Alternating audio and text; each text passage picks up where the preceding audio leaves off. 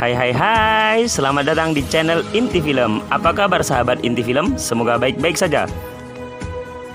Jangan lupa subscribe, like, and comment, serta bunyikan lonceng. Saya doakan semoga Anda diberi kelancaran rezeki yang melimpah ruah dan berkah. Amin. Oke, tidak panjang lebar lagi, mari kita simak alur cerita film berikut ini. Selamat menonton. Pada 10 Februari 1942 di Hotel Mewah Raffles, Singapura, para ekspatriat Eropa sedang mengadakan pesta. Mereka tergabung dalam klub kriket Eropa yang terdiri dari para profesional dan sosialita kaya raya. Sebagian dari mereka berdansa, sebagian lainnya berbincang-bincang tentang berita trending pada masa itu. Tetapi kemudian sebuah bom meledak tepat di luar hotel. Namun demi menghibur para tamu, pertunjukan harus tetap dilanjutkan. Lalu tidak lama, seorang perwakilan tentara Inggris mengambil alih panggung dan mengumumkan bahwa tentara Jepang telah menembus garis pertahanan sekutu. Untuk itu, seluruh ekspatriat diminta segera meninggalkan Singapura dan kembali ke negara mereka masing-masing. Seketika, situasi yang tenang berubah menjadi kepanikan.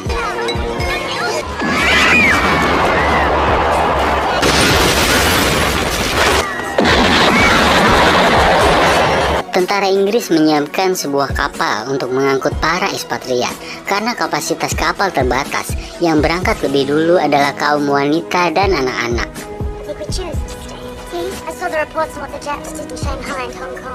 Untuk memenuhi standar keamanan, setiap penumpang kapal diberikan pelampung. Esok paginya, setelah satu malam perjalanan, kepanikan para penumpang telah hilang. Mereka mulai merasa aman. Namun tiba-tiba,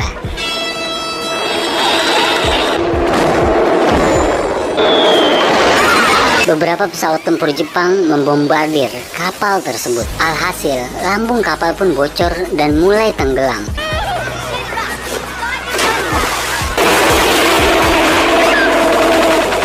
Para ekspatriat tak punya pilihan lain selain melompat ke tengah samudra.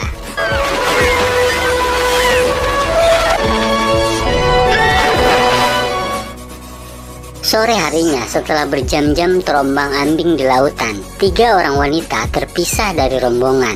Arus ombak lautan membawa mereka menjemput malam. Pada esok paginya, mereka menemui daratan. Dalam keadaan lelah, lapar, dan ketakutan, 3 wanita tersebut melewati hutan bakau berlumpur untuk meminta pertolongan.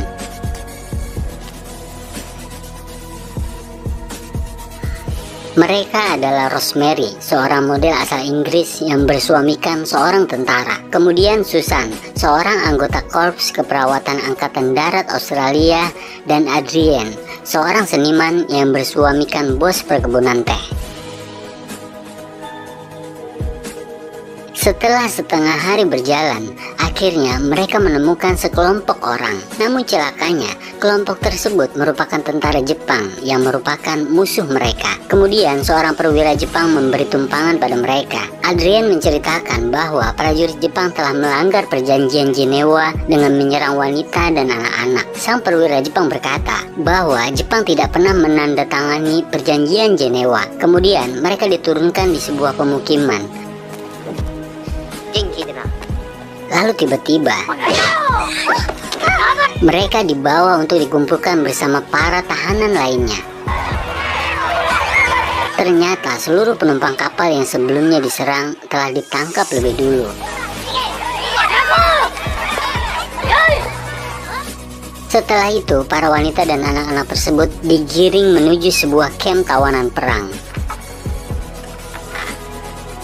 Terdapat tawanan Eropa dari berbagai negara telah lebih dulu menempati kamp tersebut. Keseluruhan tawanan sekitar 400 orang. 2 hari belum makan dan tidur, akhirnya Susan dapat melepaskan lelahnya di tempat tersebut.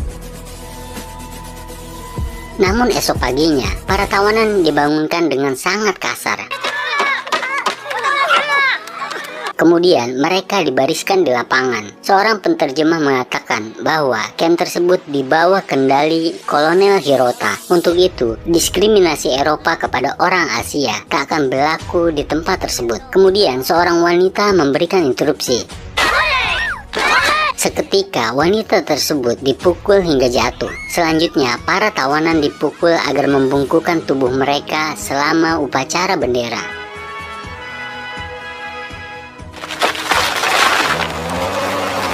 Selesai upacara, tentara Jepang menurunkan bahan makanan ke tanah untuk para tawanan. Di hari ketiga tersebut, akhirnya para tawanan bisa mengisi perut mereka. Salah satu dari para tawanan ternyata terdapat seorang wanita berkewarganegaraan Jerman. Ia bernama Dr. Perstak. Meskipun saat itu Jepang dan Jerman merupakan sekutu, namun Dr. Perstak tetap ditawan.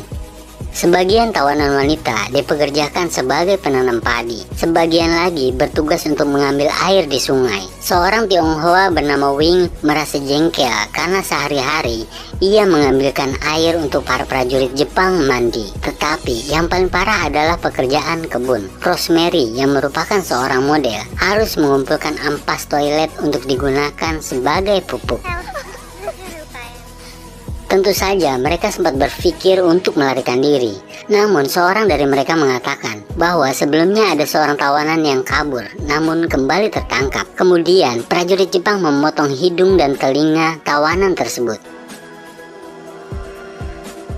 Sementara itu di barak perawatan, Dr. Perstak tidak mendapatkan stok obat-obatan yang ia minta dari prajurit Jepang. Akhirnya Dr. Perstak dan asistennya Susan tak mempunyai pilihan lain selain merawat para pasien ala kadarnya. Sedangkan demam yang diderita Nyonya Robert semakin parah. Tetapi kemudian Wing mengatakan bahwa ia bisa mendapatkan kina untuk Nyonya Robert. Pada malam harinya, Wing menerobos pagar berduri. Kemudian ia melakukan barter kina dengan perhiasan kepada warga lokal. Setelah itu, Wing segera kembali ke barak. Beruntung, tindakannya tidak diketahui oleh prajurit Jepang.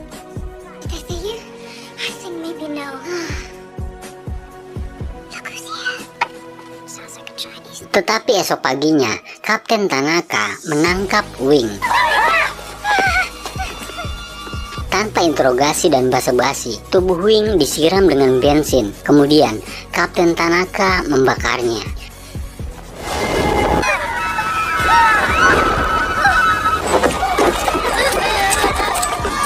Peristiwa tersebut menjadi trauma yang mendalam bagi para tawanan.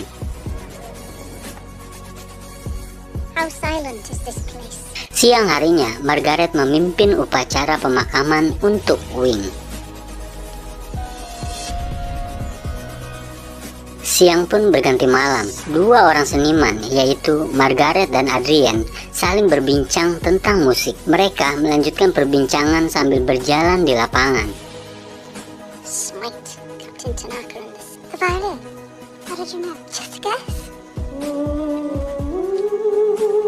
Setelah saling bertukar pikiran, akhirnya mereka sepakat untuk membentuk orkestra vokal di tempat tersebut. Akan tetapi, beberapa tawanan menentang ide mereka, terutama Nyonya Tipler. Menurutnya, prajurit Jepang tak akan membiarkan mereka melakukan perkumpulan. Namun, hal tersebut tidak menghentikan Adrien. Margaret mulai menulis notasi di atas kertas. Sementara itu, Adrien yang merupakan mantan pemain biola ditunjuk sebagai konduktor. Setelah notasi selesai, Adrien mulai mendata para tawanan yang bersedia bergabung dalam orkestra. Lagi-lagi, Nyonya Tipler menentang Adrien. Tetapi Susan membela Adrien. Susan mempertanyakan dari mana Nyonya Tipler mendapatkan rokok. Menurut Susan, Wing tidak akan dieksekusi bila tak ada yang melaporkannya. Nyonya Tipler pun tidak dapat menjawab. Sementara itu, Nyonya Robert yang telah sehat baru mengetahui bahwa Wing dieksekusi karena mencarikan kina untuknya. Beberapa hari kemudian, Adrien mulai melatih orkestra sambil memasak di dapur. Namun tiba-tiba, prajurit Jepang membubarkan perkumpulan tersebut. Tetapi, rintangan yang menghambat Adrien tidak mematahkan semangatnya. Selanjutnya, agar tidak mengundang perhatian, Adrien membagi anggotanya dalam kelompok-kelompok kecil untuk berlatih. Beberapa hari kemudian, Sersan Tomiyashi memasuki barak. Setelah memukul seorang tawanan, ia memberikan surat kepada Margaret. Surat tersebut berisi undangan pertemuan untuk para tawanan muda. Esok harinya, tawanan muda yang terpilih dibawa menggunakan truk ke sebuah gedung perwira Jepang. Di dalam gedung tersebut, para tawanan yang kelaparan terpukau dengan hidangan aneka buah di atas meja. Namun, tak ada satupun dari mereka yang berani menyentuh buah-buahan tersebut. Kemudian, Kolonel Hirota menawarkan pekerjaan sebagai pelacur di tempat tersebut dengan imbalan makanan enak dan pakaian bagus. Sebagian tawanan wanita tergiur dengan tawaran tersebut. Lalu, sebagian dari mereka bergabung menjadi budak nafsu para perwira Jepang. Well, we've got Bucky's chance of getting through the war in that camp. Dalam hati yang bimbang, Topsy juga ingin bergabung. Namun, Adrien menyadarkannya untuk tetap menjaga harga diri. Beberapa hari kemudian, Susan menemui Dr. Perstek di sebuah barak. Saat itu Dr. Perstek tengah mencungkil gigi emas dari mayat tawanan wanita. Ternyata selama ini, ia mendapatkan whisky dan obat-obatan dengan membarter gigi emas dari mayat tawanan. Pada suatu malam, seorang prajurit Jepang berusaha memaksa Adrien. Karena perlawanan Adrien, prajurit tersebut terhempas ke ampas toilet. Tidak disangka, karena pembelaan dirinya, rambut Adrien dicukur dan ia dikurung dalam jeruji bambu. Tidak cukup sampai di situ, Kapten Tanaka menemuinya untuk menyiksa. Esok harinya, Susan, Margaret, dan seorang biarawati menemui Kolonel Hirota. Biarawati tersebut menceritakan kronologi sebenarnya yang dialami Adrien. Kemudian, Susan mengeluhkan perilaku tidak manusiawi yang mereka alami dari para prajurit Jepang. Not even the Queen for the bloody malaria everyone's got. Sit there and lecture us on good manners! Namun satu jawaban Hirota bahwa Susan akan segera dieksekusi. Setelah dibebaskan, Adrien mengalami memar di sekujur tubuhnya. Bahkan 2 tulang rusuknya patah. Untuk itu, Adrien harus menjalani perawatan khusus. Beberapa bulan kemudian, para anggota orkestra bersiap untuk melakukan pertunjukan. Para tawanan lainnya menjadi penonton pertunjukan tersebut. Namun tidak dengan Nyonya Tipler. Melihat sebuah perkumpulan, Sersan Tomiyashi menyuruh anak buahnya untuk membubarkan mereka.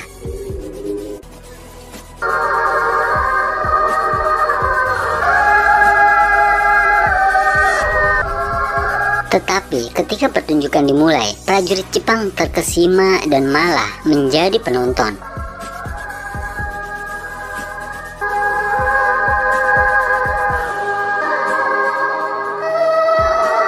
Orkestra vokal yang indah di barak tawanan, layaknya oasis di padang pasir. Senandung mereka menyentuh hati siapapun yang mendengarnya.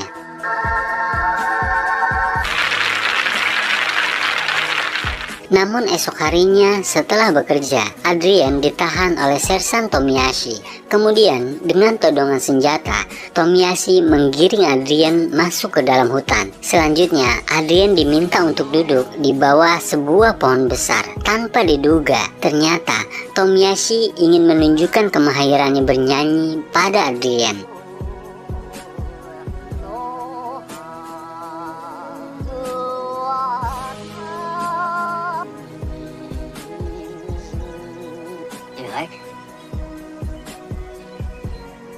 Beberapa hari kemudian, Kolonel Hirota mengumumkan kemenangan Jepang melawan sekutu. Susan bergumam dalam pengumuman tersebut. Tanpa ia sadari, Kapten Tanaka memperhatikan gerak-geriknya. Kemudian setelah pengumuman selesai, Tanaka memanggil Susan. Kemudian Susan dipaksa berlutut dengan kawat berduri dan bambu runcing. Bahkan Margaret tidak diizinkan untuk sekedar memberikannya minum. Penyiksaan tersebut berlangsung hingga malam hari. Di dalam barak, Dr. Perstek menyampaikan kepada penterjemah Jepang bahwa Susan adalah perawat yang sangat dibutuhkan untuk camp tersebut. Maka dari itu, Dr. Perstek meminta agar Susan diampuni. Kemudian esok siangnya, Kapten Tanaka memasuki lapangan dengan membawa katana. Lalu pada siang itu, akhirnya Susan diampuni.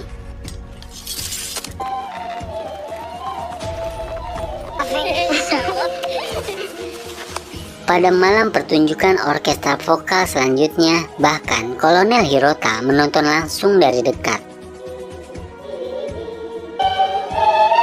Tetapi masih saja, Nyonya Tippler tidak sudi menonton pertunjukan tersebut.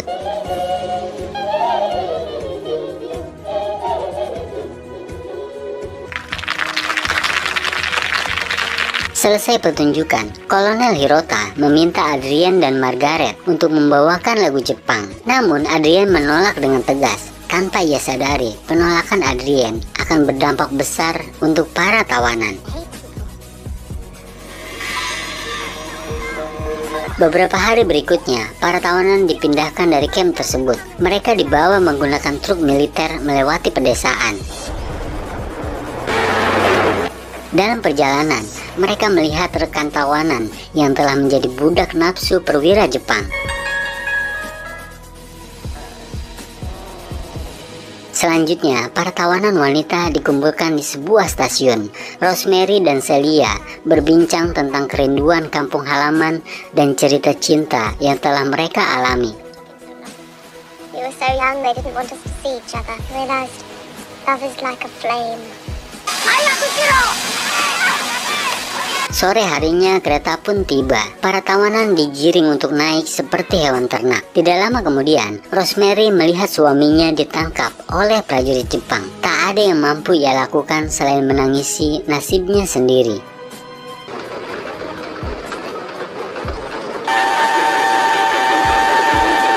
Perjalanan menggunakan kereta memakan waktu 1 hari 1 malam. Esok harinya, para tawanan dibawa ke sebuah gedung usang di tengah hutan. Seolah para tawanan tersebut dibuang begitu saja. Rosemary telah mengubur harapannya untuk dapat bebas dari tempat tersebut.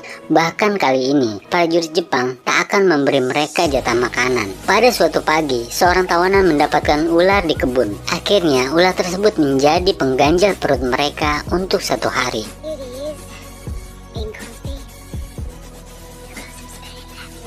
Waktu demi waktu pun berlalu. Kekurangan gizi menyerang para tawanan hingga sebagian dari mereka jatuh sakit. Nyonya Robert mulai mengenang masa lalunya.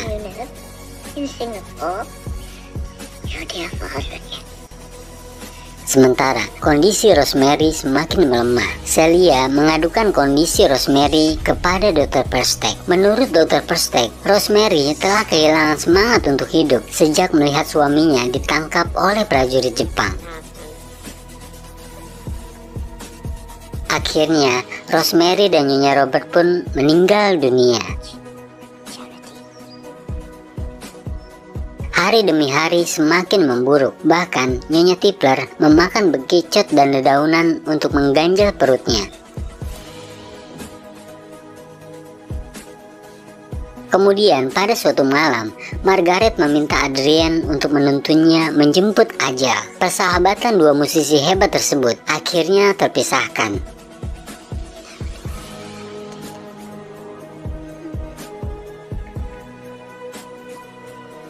Kemudian, pada 24 Agustus 1945, para prajurit Jepang mendatangi kamp tawanan. Kolonel Hirota mengumumkan bahwa perang telah berakhir. Itu berarti status mereka sebagai tawanan telah dihapus. Senyum alami para tawanan yang selama ini tidak pernah terlihat mulai bermunculan.